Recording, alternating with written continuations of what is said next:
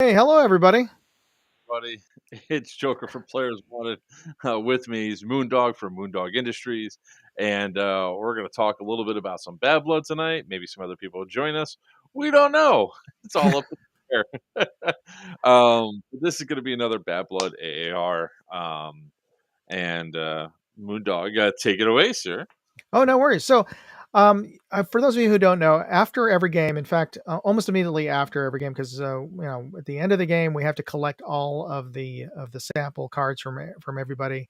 In this game, this year or last month, we had a little bit of time because we called a break early because it was so darn hot. And I know if you weren't there, it was um, well into the 90s, and humidity, and it was hot enough that we had quite a few heat casualties at the beginning of the game. So that was yeah, I've never seen that many heat casualties. I think we had a total of 8 in the first hour, so that was significant. So, 6 and for over by Marxist. yeah, and one of them was in chrono even before the game started.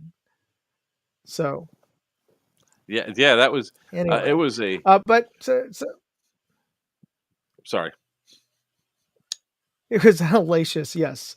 And of course, we were just concerned, and I'd walked back a couple of folks who were, a little bit in a daze throughout the game. So we curtailed quite a few additional heat casualties just because everybody wised up, and when they started feeling it, that they stopped and went back and took a break. But by by about 4 o'clock, I called out to all the CEOs and just wanted to get a gauge of how the players are doing. And we all universally decided as a group that we should call it off early and let the players rest up. And so before we started the raffle at 5 o'clock, we had a little bit more extra time in after the game for the COs, for the game staff, to just talk about things. And we got a lot of input, and it's always great to have input as soon as the game is over, because all that stuff is really fresh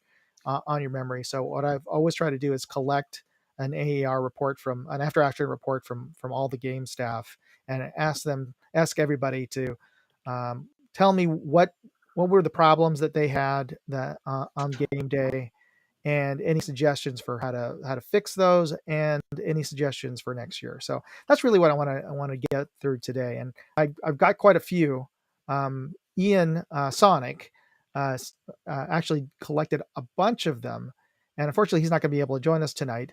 But so I wanted to go through them if for everybody here. So let's start off. So first thing I want to talk about is chrono and safety. And that's one of the reasons why chrono is at the beginning of the game. We want to make sure all the weapons that everybody brings, all the airsoft guns that everybody brings are safe.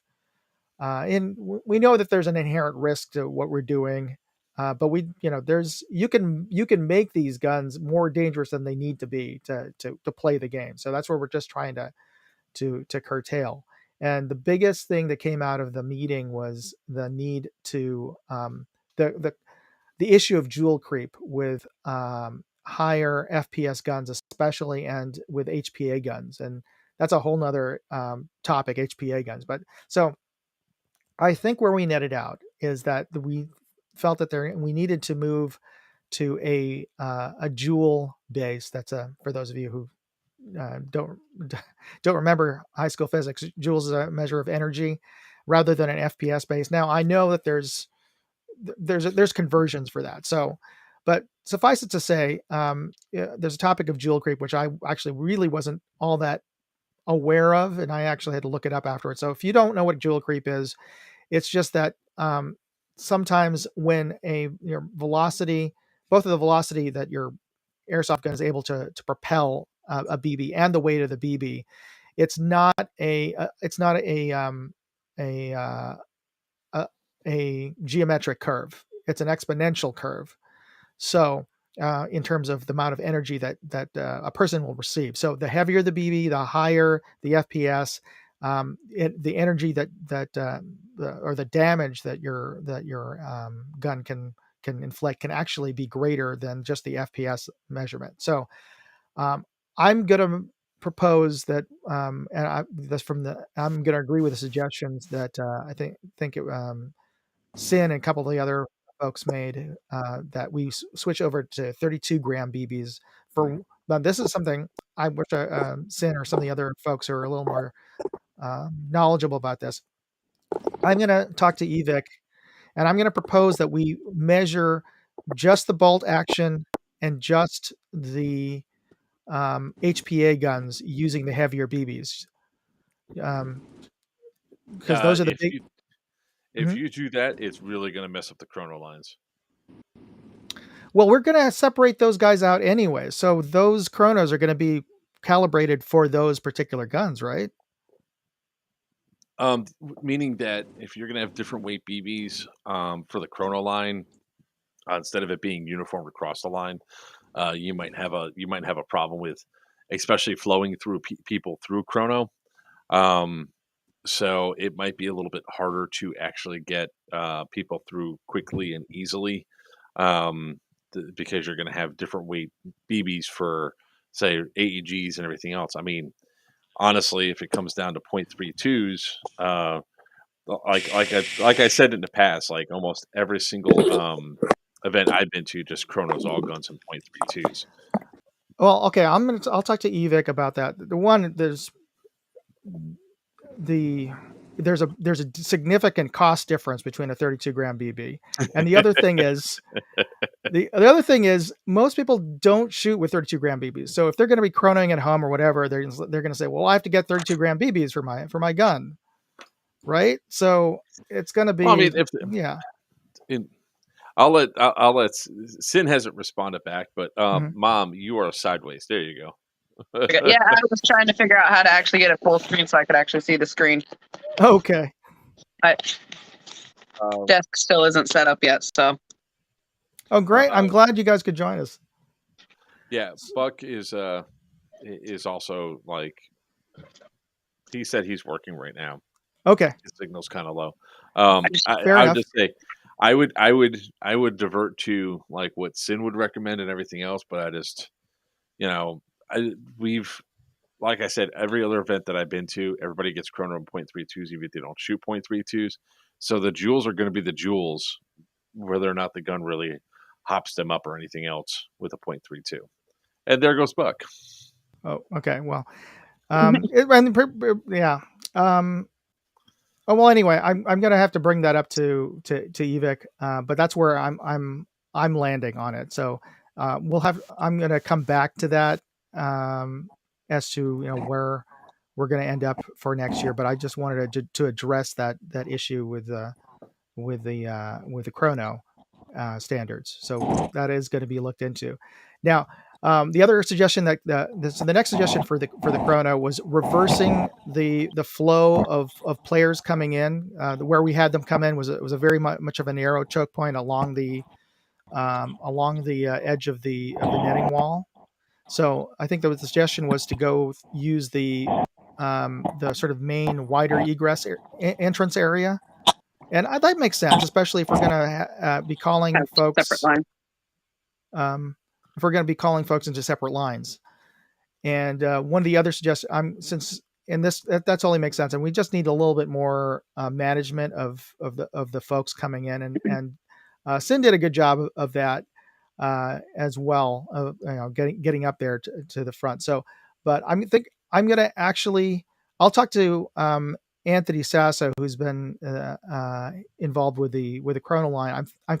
I think I'm going to task him with organizing the line to call up the HPA and the bolt action guys, and get him a bullhorn to do that. But this also sort of jumps ahead, because part of the job I'm going to ask him to do is also to go look through people's camo. And I know that's an ongoing issue with folks, not coming to the game with the right ammo for their faction. Yeah. But there's really no good time to review, because since we added the Friday early registration, people don't show up on Friday, with their kit on. They show up on game day just before coming in. So the only other place that I can think of that would make sense to inspect folks to make sure they're wearing the right stuff is in the chrono line, since they have to be in the chrono line anyway, right? Or at least Yeah. I mean, you can walk through the chrono line and see, but it doesn't stop the 150 to 200 people that we chrono the day before. I remember 2018, what you guys did was had everyone sort by faction for safety briefing. So you had Deus Ex, Marxist, and spaced out to 2 tan colors. But you have all the teams stand with their factions and maybe pinpoint, hey, look around. If they're not wearing the right camo, redirect them to the vendors and have the colored T-shirts there available. Hey, dude, you got to go buy a shirt. Right. So that's the only downside with not having a solid. Call each other out for that. Yeah, it's the only downside about not having like a Friday game. Well, even then, you're not everybody's there, so or they're playing, right? So some folks might, even if you had a Friday game. Well, I was saying if they show up Friday and they're dressed for their a fact, again, I'm basing it off of other games where they have the factions and all that. They have Friday games. It's like, all right, well, now you lined up. Oh, your camo's wrong. It all buzz. We could work it back when we did everything just in one day. So everybody shows up on Saturday morning, and you are where you are, and But it got so big that we had to do early registration to try to alleviate it would be a nightmare without the early. I know, because everybody always, and even if we had 3 times the amount of people in sign in, inevitably everybody shows up 5 minutes before game starts at the same time, and there's just not enough people. It's just not realistic to do it all on Saturday morning. So yeah, to your point, we have to have a Friday. So we try to do what we can, and I don't want people to game the system, and I heard some complaints from folks. We didn't kick out anybody for doing that they bought tickets for another team that a team was sold out, Greens are sold out early, and then they bought tickets for another team, but they showed up to join their friends on Green, and that shouldn't be allowed. If we catch it at the line, we tell people to go and get the appropriate shirt at least, and from a vendor. But it's fundamentally, airsoft is a game of honor, folks. I mean, it's like calling your hits. If you're not going to show up with the right camos, and what are you doing there? So I'm just leave it at that. Sometimes it's fun to shoot your friends too. Just saying. True. We do that a lot. Fair enough. All right, so moving on. The one of the suggestions that Ian had, and I'm just going to throw this out there. He wanted to have a radio button opt-in to confirm that everybody who bought a ticket has downloaded and read the player packet. And I think that's, in theory, that sounds. I mean, that seems like a good thing. But again, ultimately, you just like every other sort of internet opt-in or waiver. Yeah, I confirm I've read it. But have you actually read all of the terms and conditions on these websites? No, you just click and go through. There's a couple of companies that done some smart things. That I consider smart was that they have to go through, read the rule set, then they have to pass a test. And the tests are the key rules that people should be following when it comes down to, like, where do you go for what happens when you get hit? What do you do? I saw quite a few people that were just standing there with their dead rags on or sitting with dead rags on. Like, there's only one place that you can respawn. You can't get medicked. There's only one reason for you to still be standing there, and none of it's good. Did you ask them why? I mean, some of the folks I could totally understand. Like, either I'm tired, I'm just going to sit here for a while before I start walking and trying to find the triage, or two, I'm waiting for my friend. Or whatever. And I didn't ask because each time I saw it, I was on a mission. Okay, all right. Or I was laying down in between Deus Ex and Green, just having a firefight, so I could go in and knife Sin. I mean, I saw stuff like that happening. You never know. It could be like, hey, I'm waiting for my friend who's pissing behind that tree over there, or whatever. Yeah, but there was quite a few that there was obvious that wasn't the case, right? Okay. So it's like, and it segued into a couple people just didn't know that they actually had to go back to the respawn area. So it's like that's a unique rule for Bad Blood. The triage is a unique rule that a lot of people might not know to go through and enact and do. So yeah. So anyway, I can talk to Ian, to Sonic a little bit more about that. I have a feeling that adding a test may be a little much, but I mean, I like the idea, but I know that that Evic's going to be against that from their retail standpoint. Everybody does. You don't want to create a barrier to entry for people to click through. But okay, I'll bring it up for sure. The other suggestion the next suggestion he had for safety was, and I totally agree with this, was that I'll work with Tim over at EMR to set up safe rest stations in the field with water jugs before the start of the game. I mean, maybe we won't do that if it's a very mild day, like a couple of years we had back there wasn't an issue. But when we know it's going to be hot, like a week in advance, when we saw that the temperatures were climbing, it's definitely something we'll plan on doing. And that came back to, we had a long discussion about where we should place these things, and we'll figure that out as before the start of next year for sure. So I don't think there's any issues with those ideas on that. Yeah, one of the big factors that is starting to happen is, temperatures are rising. They've been rising for the past 4 years, not just on Bad Blood days, just globally. Temperatures are rising during the summertime. It was 101 degrees today at my house with 80% humidity. So yeah. 90 would be mild for you, right? So I wasn't hot at all. I knew better than to stand out in the sun in full kit, but that's just me. Now, so one of the things that didn't have anything to do with the heat per se. Well, other than if it rains, and it did kind of sprinkle earlier in the week, which is kind of a shame that we didn't get the weather earlier in the week that we did in the weekend. The ground's moist, wet, and it isn't a smoke issue. Now, we did have a small fire at this particular game because of smoke that was thrown, but that was primarily due to whatever some dumbass player threw a smoke grenade into the fort. So that ended up not being a smoke grenade. That was the EG-67 that just happened to land under leaves. Oh, okay. That was the NG67 that just came through the doorway and just happened to find a small little pile of leaves, and it went right under it. So when it blew, the fuse just caught that dry leaves.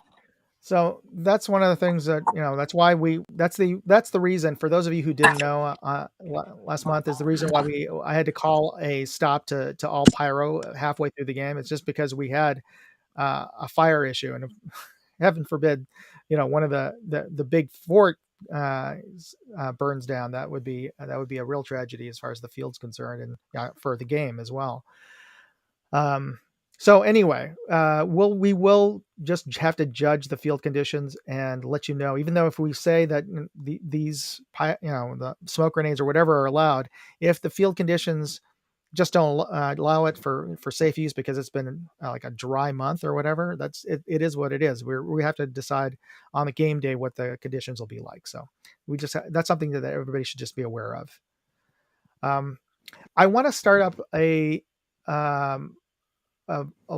side discussion later on. And we're certainly not going to cover it all in this on tonight, but HPA in general, I'd hate to go to where some of the games have just totally banned HPA, but I've got to defer it to the folks who run HPA, what constitutes a tournament lock and how best to describe that and how best to sort of regulate that, because it's just getting crazy with the plethora of designs out there.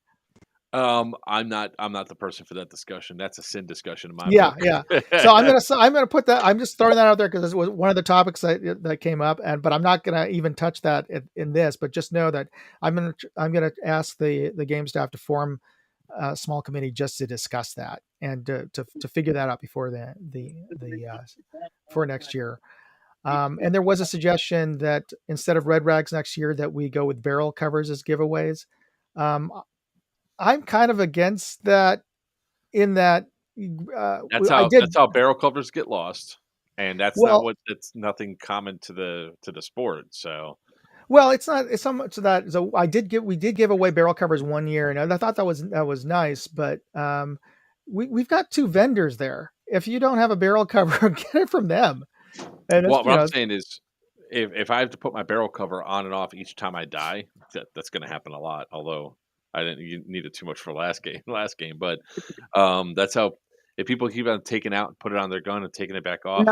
No, he's talking about as the giveaway. Instead of giving a dead rag away at registration, you get a barrel bag at registration, right? Oh, yeah. Okay. Oh, I thought you were talking about using dead rags on the field. I was like, then that's fine. Yeah. Well, we have to. Yeah. So no, it's about the giveaway. So that was a suggestion. I'm just going through some of the suggestions we got from folks. And this is a valid point too. If barrel covers are too small, they only go on small muzzles, no over suppressors or tracers. So they do make the short. Okay, that's a good point. Point. Yeah. So bring a spare. You know what size fits your particular weapon. And you're better off. Bringing your own. You could, and dead rags. Come on, you've got a red sock somewhere, a red T-shirt that you can cut up. It'd be so much better if you.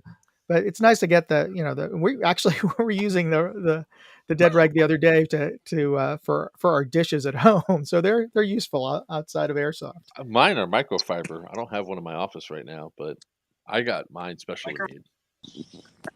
I have a box of them because the Point Blank guys make them for every event. So I have 1,000 dead rags. So yeah, I'm just going to cover dead rags, please. Oh, okay. Can I be heard? So you are your audio is barely synced. It's weird.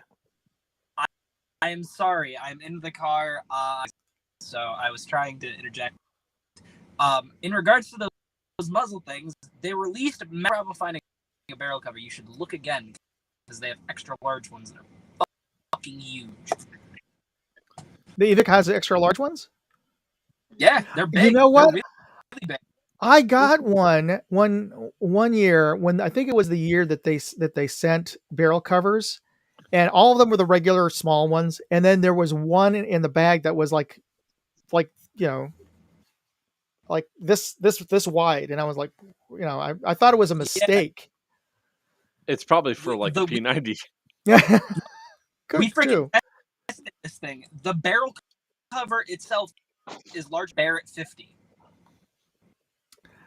Oh, well, it'll fit that, and you could probably fit an entire, muzzle of a pistol in there. Exactly. Yeah, So it's better as a holster.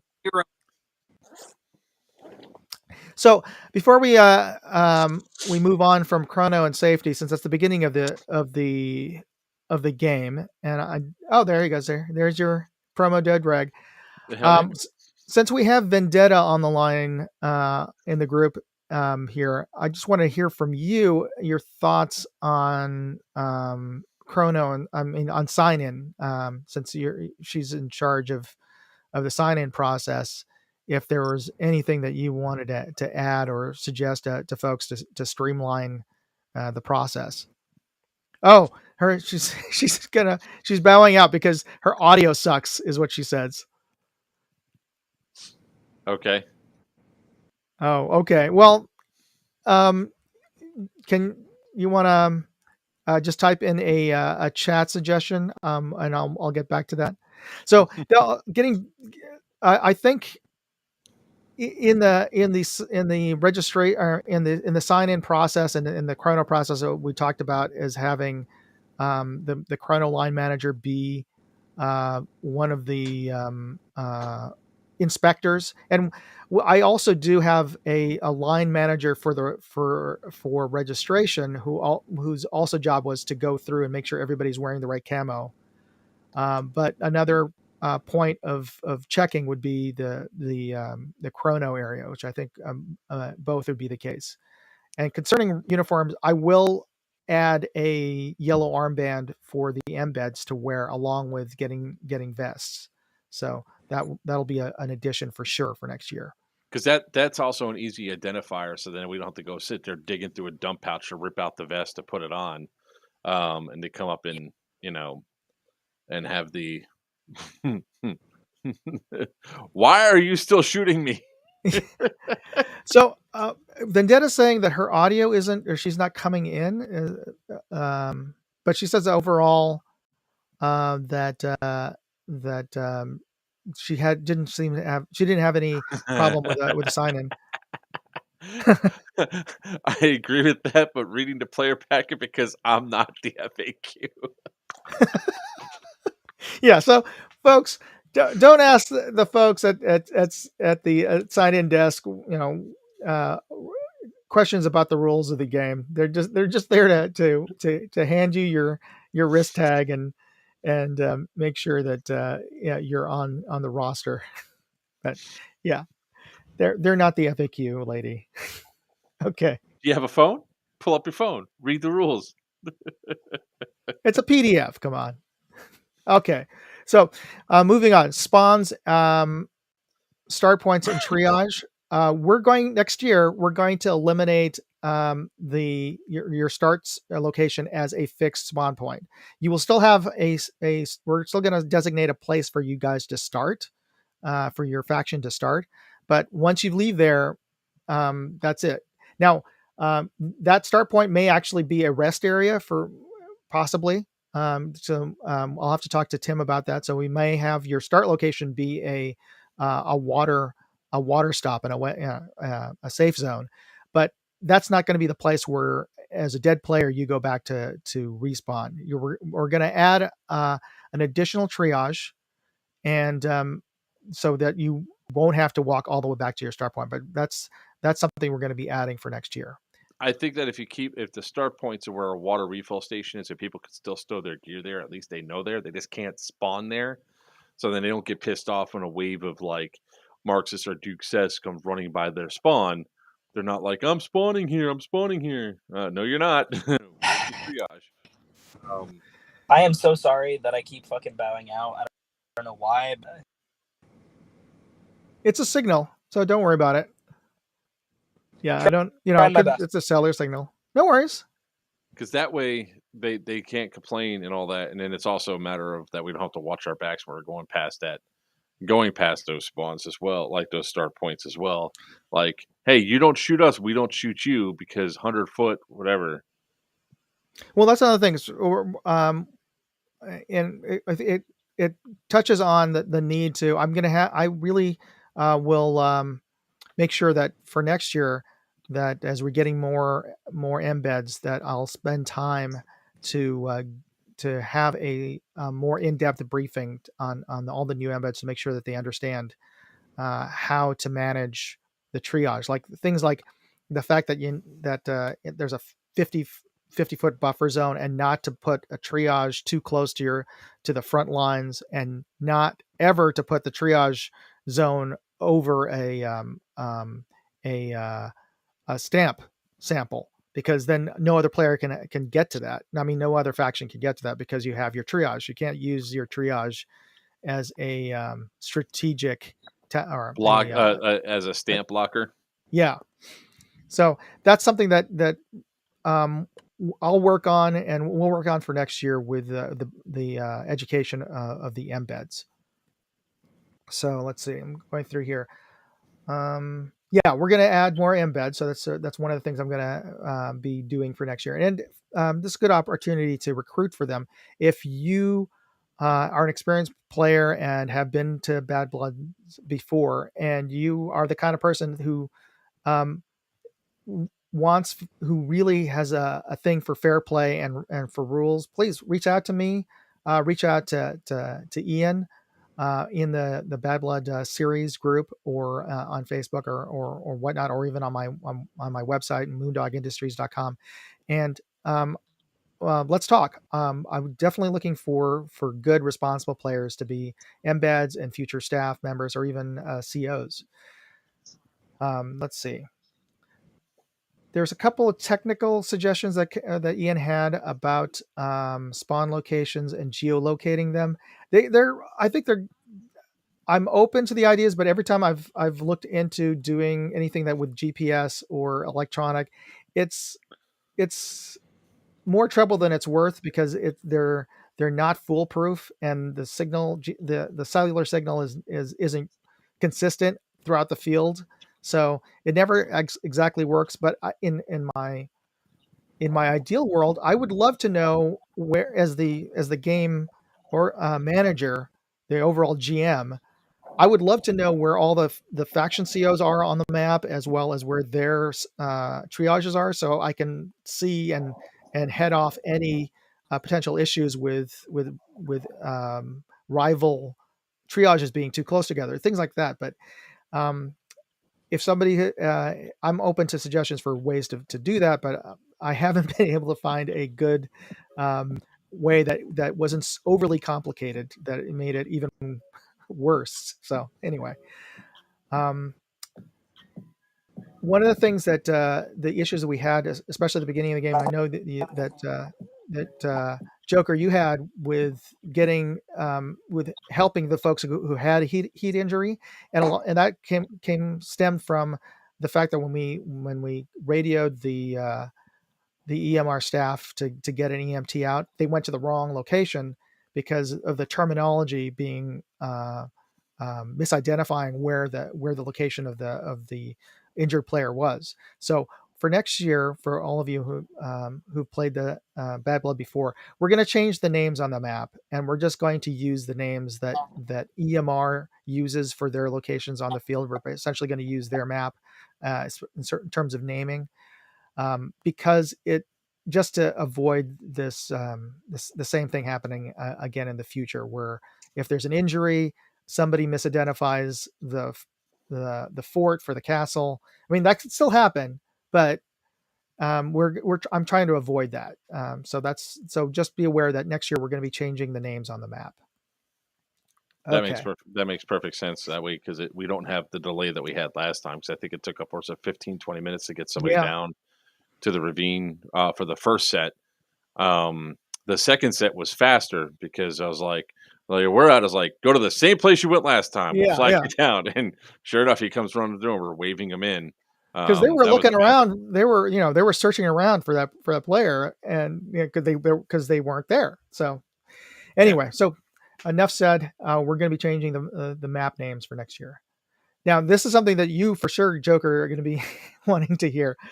The CO bleed out and the stamp clarification. Okay.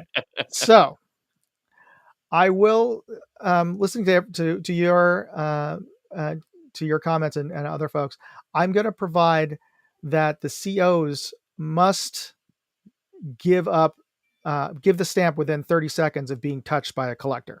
So if the collector gets up to them, they've got to do it. And if they don't, you tell me, and that essentially is automatic. Okay. So they've got, that should be enough time, 30 seconds to get the.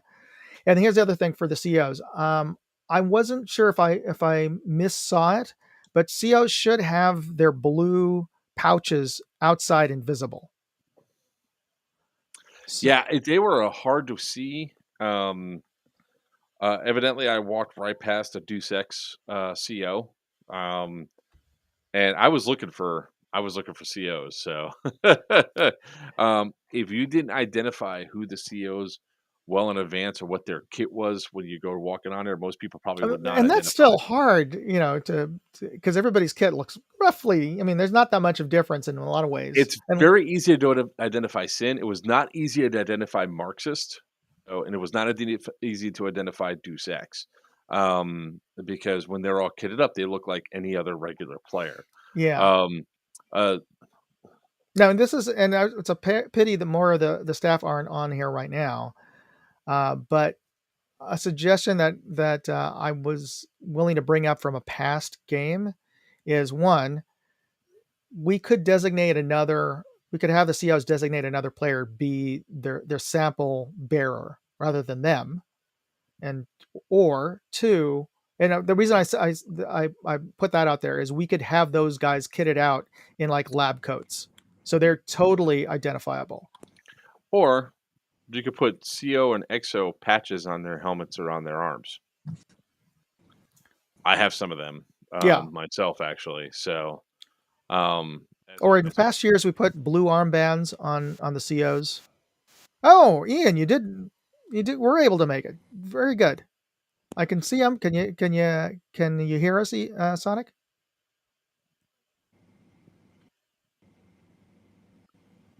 We'll get there. Sonic, okay. So there's a little bit of a delay there. Apologies for muting for a second. I just caught no my worries. kids fucking cigarettes outside the fucking. Jeez, okay, so potty mouth tonight. So Corey, to answer your question, yes, they could, assuming the person calling out the grid coordinates knows how to read a map and knows exactly where they are. Yes, ideally we could call the grid coordinates and say we're here. And in past emergencies, the person who did call in the emergency on the field, the embed, did provide the correct grid coordinates. So that we have used those in the past. Yes. So, like for me, for example, I can't read the grid coordinates because I don't have my glasses. So somebody else is like, I was like, what are the grid coords? I have no idea. I can't read. I'm a Florida boy. I can't read. So, thank you for that. Thank you for that 30 seconds thing, though, because that's oh, I like this even better. Okay, so the 30-second thing that applies to the 5 minutes. It adds on to the 5 minutes. So if you get to him at 4 minutes and 59 seconds, that means that you still can get that 30 seconds adds on to that. Yeah. All right. That's good because some of us try really hard to get that stamp. Yeah, so I understand, because I just don't want it to come to the point where and it hasn't. So I'm just theorizing that there might be some at the end of the day, everybody's tempers or their patience wanes thin, and the heat and the exhaustion, and so you could have a CO be in a bad mood and say, okay, take 4 minutes to get the stamp out, so I just don't, so I'm just going to say 30 seconds, and that should be a plenty amount of time to get it out. And if you can't get it, get your stamp, get the guys stamped up in 30 seconds, then it's an automatic. Give me your stamp, give me your stamp, give me your stamp, give me your stamp. So, which brings up another question.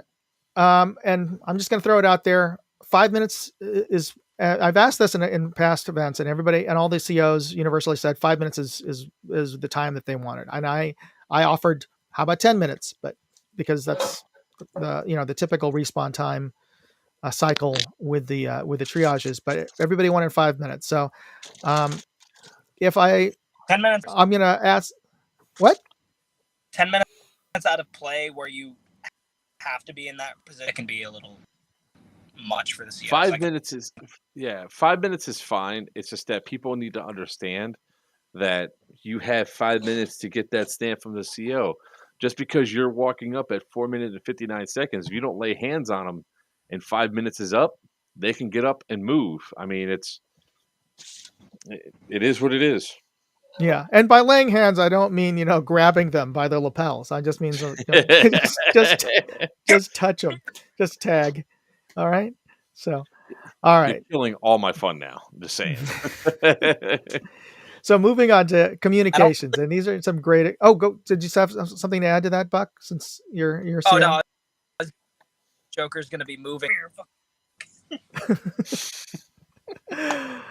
All right. So communications, and this is a great suggestion from Ian. And we're gonna look into switching to requiring all of the game staff to have programmable VHF radios so that we can be on formerly commercial only channels that are on Muirs, but they're no longer commercial only. But anyway, that we require all embeds and COs to have VHF radios. I think almost all of you have anyway. I think there's only one or two of the new embeds who didn't have VHF programmable radios, but that's something that I'll look into and make sure that everybody has for next year. That way that there's were you having Ian, can you chime in? Can you hear us? The Baofeng radios, they bleed. So when we've got effectively 6 groups all trying to use a small chunk of radio space, we're bleeding on each other. And like sometimes we can hear people who are on the admin channel that actually aren't. Right.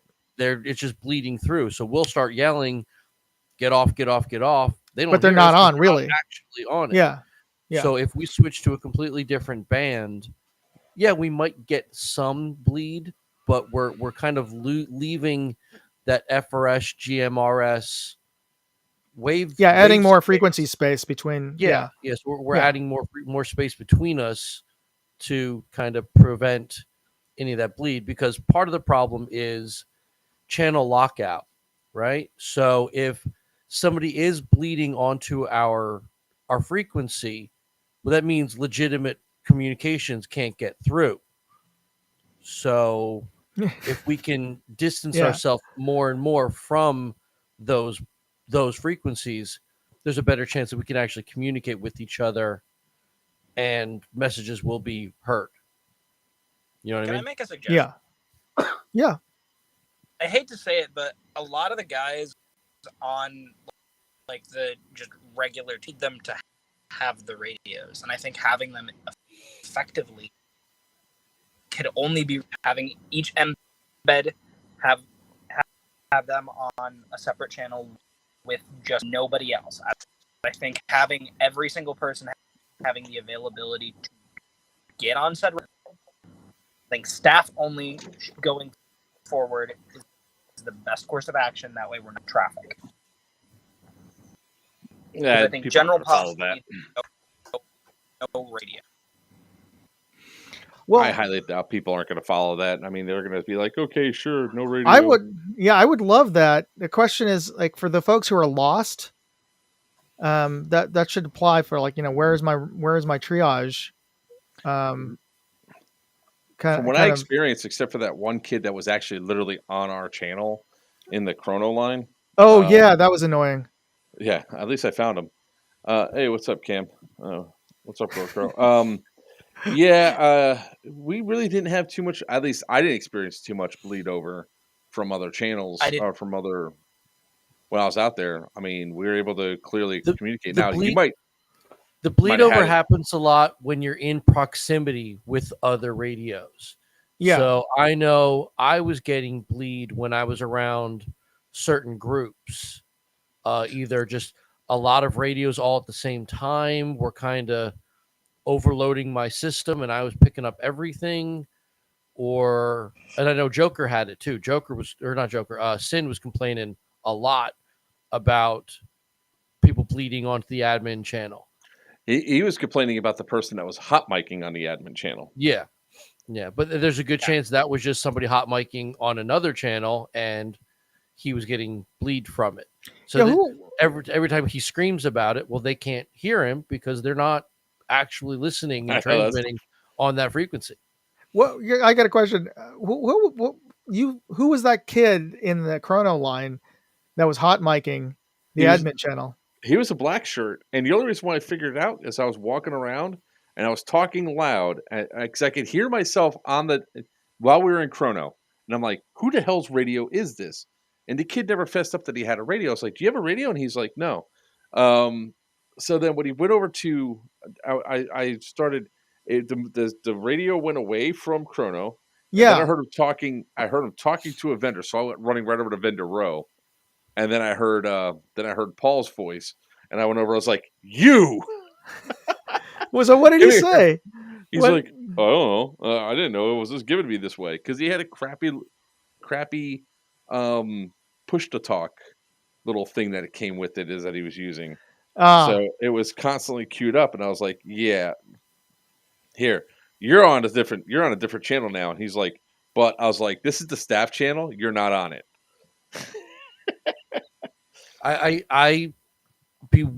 Another reason I want to switch to a different frequency, and I don't think we should actually publish it, is because people do game the system and they listen in thinking that they're going to get an advantage of some sort. Information. Yeah. So whatever frequency within the MERS range that we go with, we should not let it be known. So. Yeah, that makes sense. So I think that's a good suggestion, and we'll look into we'll move forward with that, and we'll figure Ian and I will figure something out, and it'll be part of talking to the new embeds to make understood that they have programmable radios, and we'll give them the channels. So I think that's pretty fair.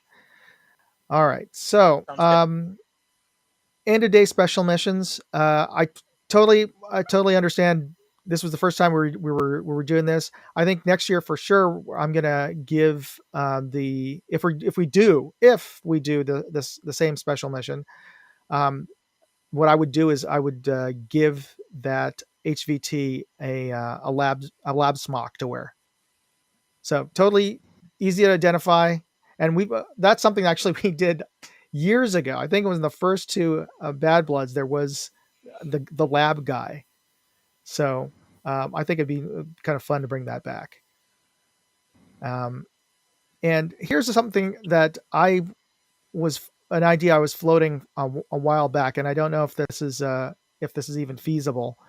But what do you guys think of making sample cards swappable? In that if a team took out a sample collector and happen to have a sample collector nearby, they could swap cards. Nope. No, I don't. Buck's going no. Hard pass. No, because then you're gonna have a lot of people trying to game it by not giving up their sample cards and everything else, and it's gonna be. Yeah, I think it'll be a little bit of pandemonium. Complexity now that sample collectors need to die in place for X amount of time before they can triage, and it's a complexity that this scale amount of people it's not gonna play well. Fair enough. I thought I'd just float that out there. Here's a question from Corey. Yeah, I remember that when I was calling in on the Marxist, and it was a couple other also Black Shirts a couple of times. I call out on the regular channel, and nobody responded. Because I think I was looking for a CO, or I was trying to track down a player who lost something. Anyway, it just surprised me that I didn't hear a lot of chatter on the channel either. So I was wondering, are everybody on private on private channels or what? But So yeah. there was a couple of times where I know relays had to happen because I was trying to call something in, and it couldn't from where I was, like down, like where down at the ravine to Mhm. up. I'm sitting there yelling, radio break, let me through. And then Sin had to then relay the information. So we were relaying between two COs to get to the center because of the proximity, either, line of sight or whatever, Yeah, with yeah. radios and all that. So And you wonder that why I've got a 9-foot antenna on my radio. So Definitely yeah, gotta get that ravine. By the way, I forgot to add that onto that part into the gameplay part. I'm gonna post. It's restricted so that the players aren't going to try to cross it again. I'm not just for safety for next year. And I think we talked about that at the post game. I think we just went the wrong way at the start of the game. We went it. So It's a 50-50. We go this way, we go that way, and we went the The only wrong real way. problem with cutting the ravine out is there is some pretty cool playable stuff in and around it. So, like, I there's mean, that makeshift graveyardy thing that they've got, and that's kind of cool. That's kind of fun. But as soon as you get out of that, now you're stuck in this ravine, and well, let me rephrase that. Maybe not. I didn't mean that it's out of play, but I'll put a warning at the beginning of the game verbally and also in the player packet is don't attempt to climb the ravine down and up from the steep sides. It's just not safe. So one of the reasons why I made the suggestion that if we start the game where the COs know of one location or one grid square location of where a stamp is, and that's the emphasis on the one they should go for, it means that, and none of them are in the ravine. I think it makes it a lot easier to avoid what we ran into this year. Literally, because we based it off of what was last year. Last year there was one in that hut, so we went down into the ravine. But since we didn't know, 2 years. since we didn't know where there were, we were just going based off of what we remember, what we did the year before. So Mhm. I think if we actually do that, as like, hey, you're Marxist, you should go to Pine Forest. Black shirts, you should go to Well, the I little mini tower. well, I'll talk to Nick about this to head kill, and we could easily just make a gentleman's agreement not to put any samples in the ravine, just like he never puts any samples in the fort. yeah, I was kind of just suggesting that, Yeah, yeah, perfect. unless it's head kills lunch, then there's That was no reason to be in the ravine if we kind of make it known. Yeah, it's part of the playing field, and you can traverse it if you need to, but there's nothing there. I think we So I think that should. Mhm. Oh, sorry. I was gonna ravine. I think that we should put yellow tape behind the hut because after that point where it's unsafe, like extremely unsafe. Oh, that's extremely unsafe. But even that single track path that is safe is not safe. You know what I mean? Like even the part of the dirt road that is in play, it's like a 30-degree grid or incline, and you're carrying gear and you're carrying guns and you're carrying hurt people. It's if you make a wrong step, you're gonna be hurting. Sun. Yeah, In the sun. That's what. Going through the forest to go up the grade wasn't a problem. Going through following this road, I should follow this road up. It's going to be an easy path. In that intense sun on the mountain, 30 degrees, it was bad. Yeah. I was like, I've. Go ahead, Buck. Sorry, Bath. Then we should go down there and possibly check it out the night before, actual gentleman's discussion afterwards. Are we going to keep this in play going forward? They see injuries. Since I've been I have no problem with actually doing a field inspection because we kind of know that they don't really upkeep that little path. It's kind of just there, and they accept that it's just there. hard. So if we go and check it out, because there's ways, there's the long way around it and there's the short way. We go the long way, we check it out, we realize, no, this is gnarly, we're not doing it. We can find ways of eliminating it from play and still keeping the shaded incline in play. Yeah, we can do that, so to speak. That sounds good. All right. Cool. So bringing up Headkill, he wanted to just put it out there that we need more tribals. So for those of you who are veteran players and want a little bit of a change, if you've played Bad Blood before, you're more than welcome to reach out to Headkill and ask about being a tribal player. And tribals, for those of you who have had to engage them, they're all over the place. I mean, they you can either ask to be assigned to a specific place, or like defending a sample, or they have roving teams on tribals who are just, their task is to go anywhere on the field and to go after and harass all the other teams. So it's a fun way. Yes, it's a fun way to play the game. And I know one of the COs actually, Carbon, is going to be joining tribals next year. So we're going to have a new CO for Deus Ex. So and it's very often that COs will in fact he doesn't want to get knifed. That's what it is. So if you want to join the tribals, definitely reach out to Headkill or myself about doing that for next year. So I think that wraps up all of the suggestions, and I think it's a good time because we're actually near the top of the hour. So folks, I want to actually do the giveaway that I promoted for as we wrap up this live stream. Last week I said that I would give away 4 $25 EVIC gift cards and this H&K cap that I got at SHOT Show over at the H&K booth to 4 winners.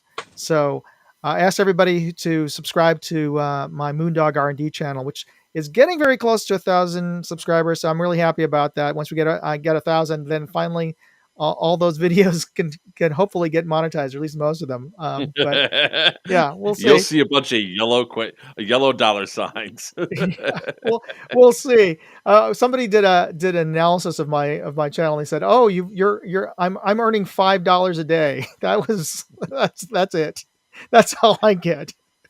Yeah, so not even. I'm at about the same spot when it comes to monetization. Now that somebody's not stealing my stuff anymore.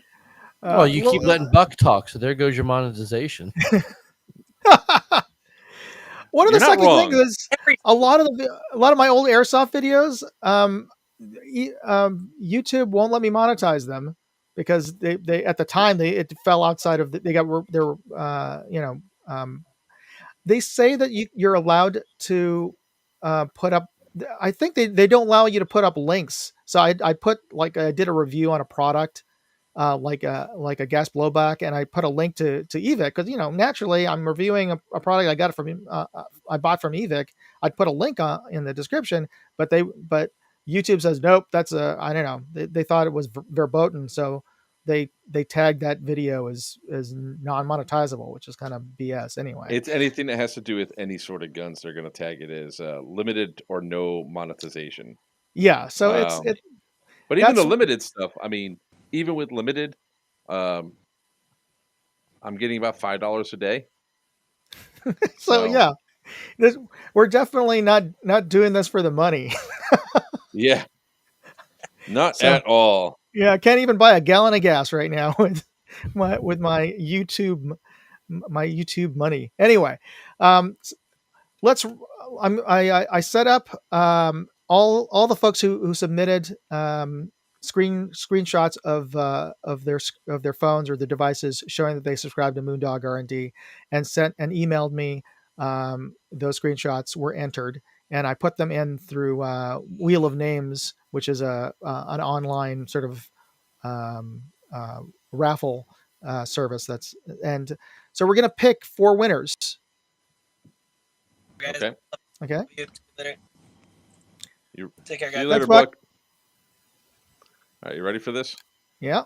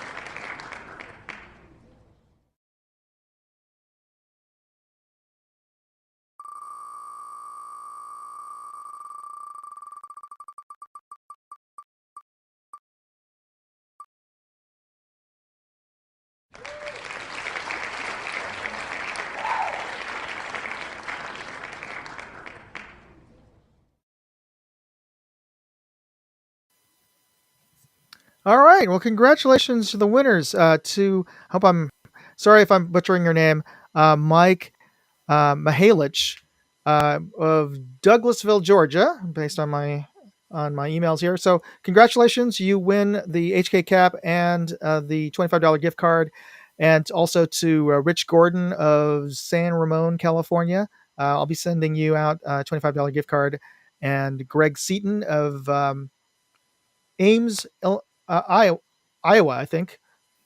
Is IA Iowa? I think it's Iowa, right? Yeah.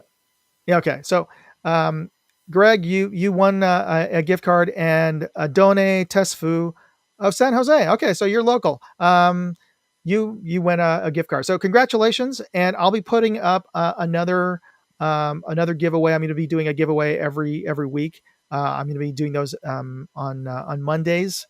So just tune into my channel, Moondog R&D. Hit the notification bell, and you'll be notified when I post up details of the next giveaway. And it's going to be two $50 gift cards from evic.com. So we're going to have two winners the following week. So subscribe, and I'll get more details on the actual contest, but I'll do that tomorrow anyway.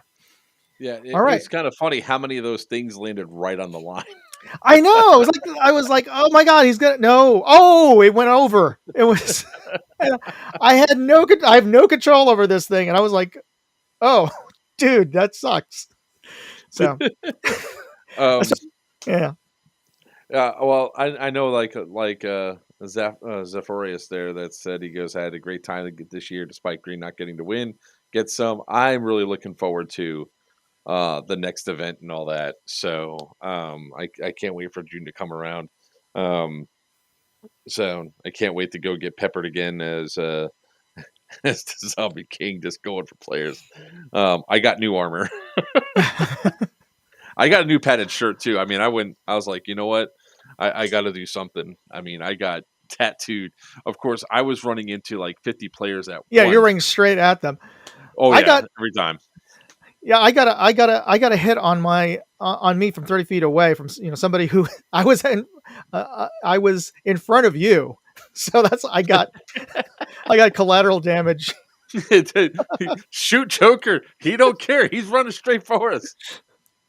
It was funny how many people are like would not, as they were zombies, just would not run in. I was like, just running to get them. They go, you're gonna get hit. I was like, yeah, watch this.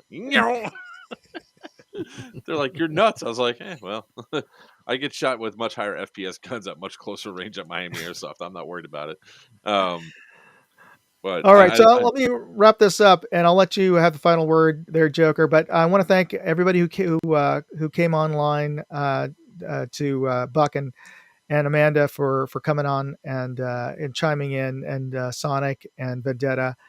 And for everybody who tuned in and had some comments, if you have any comments about what we discussed today and some of the rule changes and the improvements for next year, please leave a comment on the live stream on YouTube or in the Bad Blood series Facebook page. And you know, I definitely listen and take in what everybody has to say about making this game better and more fun for next year. So thanks for everybody for tuning in, and I really hope that you keep an eye out towards the beginning of next year for tickets.